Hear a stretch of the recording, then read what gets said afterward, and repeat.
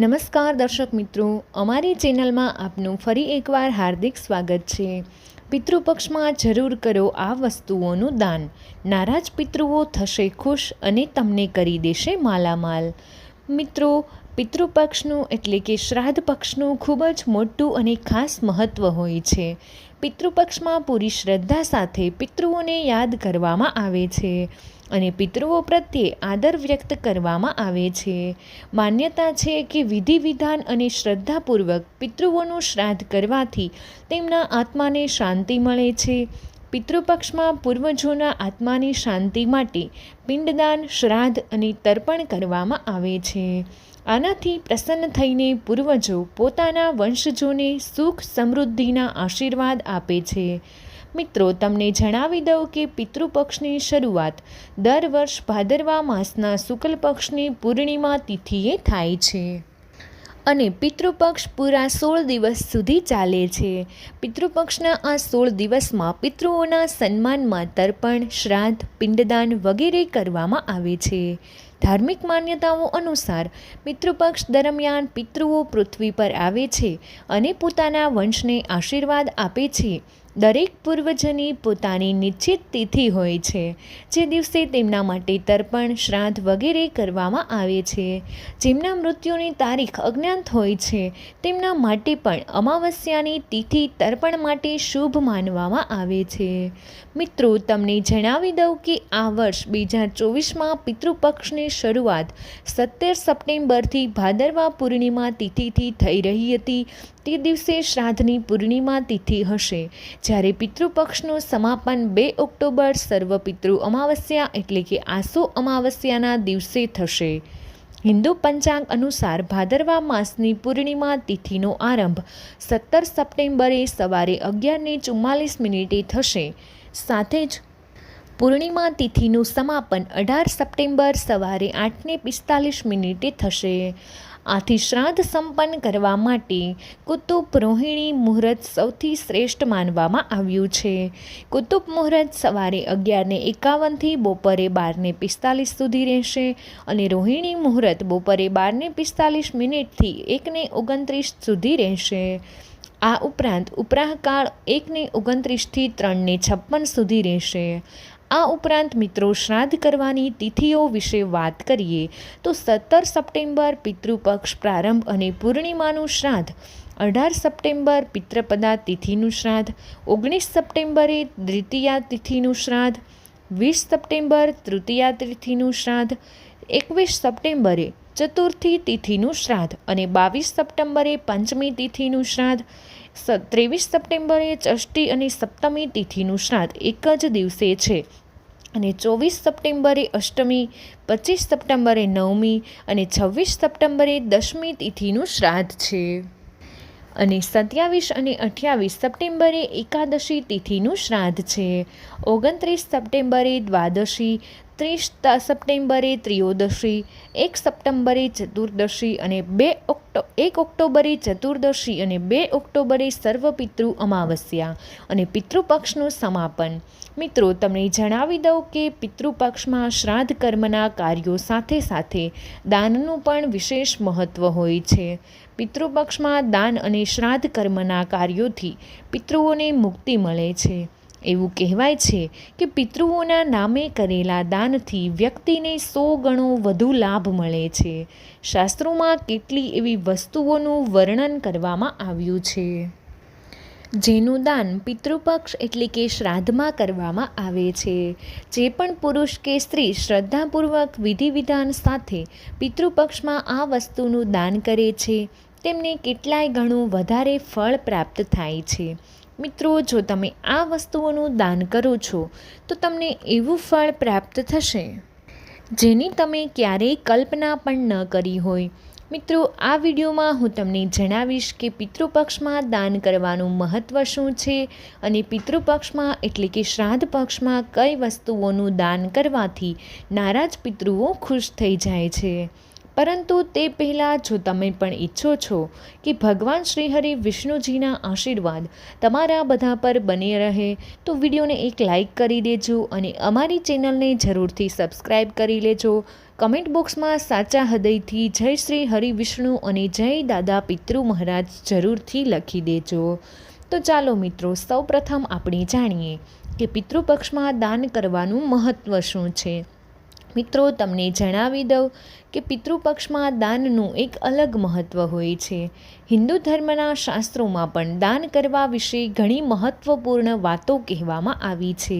દાનને સૌથી શુદ્ધ અને સૌથી પુણ્ય કાર્ય માનવામાં આવ્યું છે. જો તમે પિતૃપક્ષમાં કેટલી વસ્તુઓનું દાન કરો છો તો તમે પૂર્વજો તમારાથી ઘણા પ્રસન્ન થાય છે. આની સાથે જ ઘરમાંથી પારિવારિક કલહ દૂર થઈ જાય છે અને પરિવારમાં ખુશીઓનું વાતાવરણ બને છે. જીવનમાંથી ઘણા પ્રકારની મુશ્કેલીઓ દૂર થઈ જાય છે. તો મિત્રો, આ હતું પિતૃપક્ષમાં દાન કરવાનું મહત્ત્વ.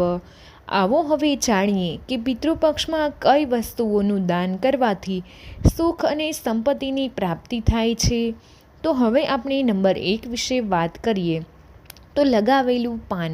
મિત્રો, પિતૃઓની કૃપા પ્રાપ્ત કરવા માટે પિતૃપક્ષમાં પિતૃઓને લગાવેલું પાન દાન કરવું જોઈએ. લગાવેલું પાન એટલે કે પાનના બીડાથી છે. જે પણ પુરુષ કે સ્ત્રી પિતૃપક્ષમાં લગાવેલું પાન દાન કરે છે તેમનું ઘર ધન ધાન્યથી પરિપૂર્ણ થઈ જશે. બીજું છે ચમેલીનું તેલ. મિત્રો, શ્રાદ્ધ પક્ષમાં રોજ પિતૃઓના નિમિત્તે સરસવના તેલનો દીવો જલાવવો જોઈએ. આનાથી પિતૃ સંતુષ્ટ થઈ જાય છે. આ 16 દિવસમાં જે પણ પુરુષ કે સ્ત્રી સરસવ અને ચમેલીના તેલનો દીવો કરે છે તો તેમને પિતૃદોષ લાગતો નથી અને શ્રાદ્ધમાં કાળા તલ વગર અધૂરું માનવામાં આવે છે. તર્પણના સમયે હાથમાં જળ અને કાળા તલ લઈને જ પૂર્વજોને જળ અર્પણ કરવું જોઈએ. પિતૃપક્ષમાં કાળા તલ ઘરે લાવવા અને દાન કરવાથી વંશનો વિસ્તાર થાય છે અને આની સાથે જ સંતાન સુખની પ્રાપ્તિ પણ થાય છે. મીઠું. પ્રિય મિત્રો, પિતૃપક્ષ દરમિયાન તમે સફેદ મીઠાનું પણ દાન કરી શકો છો. પિતૃપક્ષમાં સફેદ મીઠાનું દાન કરવાથી પિતૃ પ્રસન્ન થાય છે અને જો તમારી કુંડળીમાં પિતૃદોષ હોય તો પિતૃપક્ષમાં તમારે મીઠાનું દાન જરૂરથી કરવું જોઈએ. આમ કરવાથી કુંડળીમાં રહેલો પિતૃદોષ પણ સમાપ્ત થઈ જાય છે. પરંતુ તમારે આ વાતનું વિશેષ ધ્યાન રાખવું જોઈએ કે તમે જે મીઠાનું દાન કરી રહ્યા છો તે સિંધવ મીઠું ન હોવું જોઈએ. હવે મિત્રો, 5મી વસ્તુ છે જવ. પિતૃપક્ષમાં જવની ખરીદી કરવાથી અન્ન અને ધનના ભંડાર કદી ખાલી નથી થતા, કારણ કે જવને ધરતીનું પહેલું અનાજ માનવામાં આવ્યું છે. ધાર્મિક દ્રષ્ટિએ તેને સોનાની સમાન માનવામાં આવે છે. આથી પિતૃપક્ષમાં જવનું દાન સુવર્ણદાનના સમાન ફળ આપે છે. આનાથી પિતૃદોષ પણ દૂર થાય છે અને તમારે કોઈ પણ પ્રકારની સમસ્યાનો સામનો કરવો પડતો નથી. હવે 6ઠી વસ્તુ છે કેળું.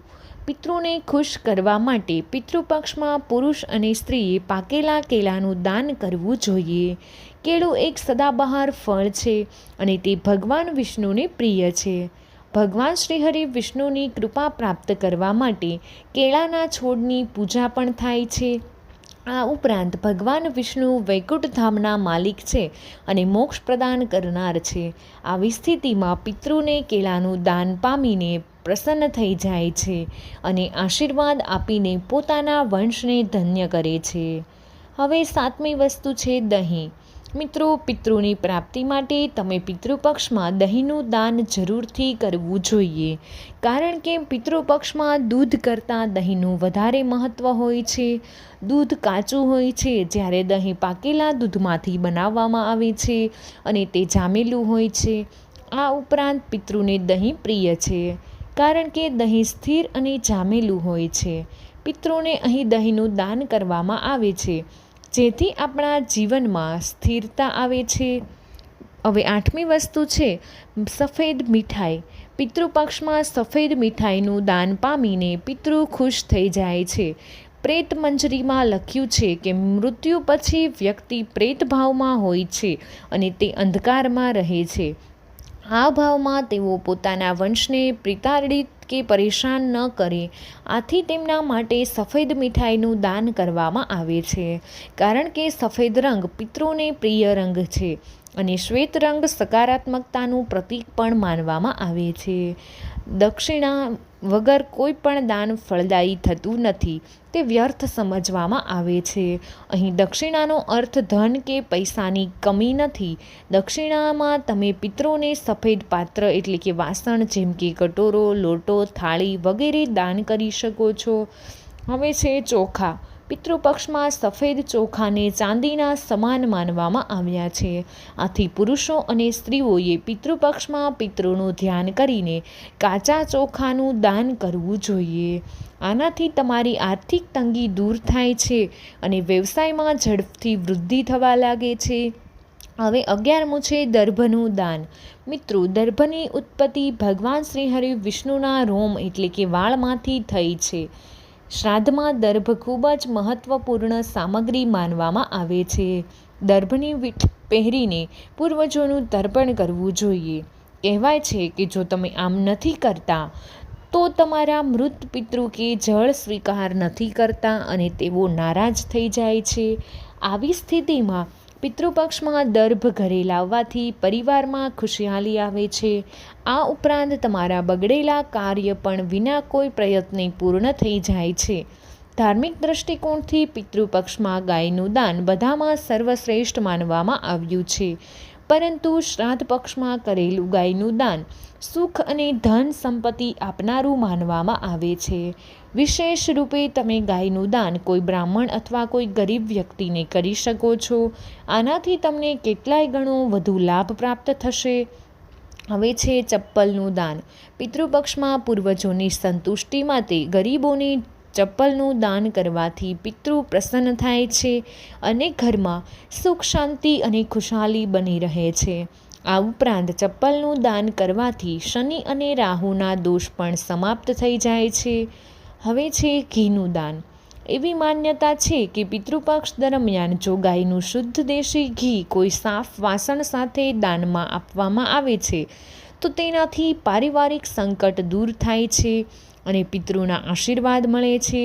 જ્યોતિષશાસ્ત્ર અનુસાર પિતૃપક્ષમાં મુખ્ય રૂપે ઘીનું દાન કરવાની સલાહ આપવામાં આવી છે.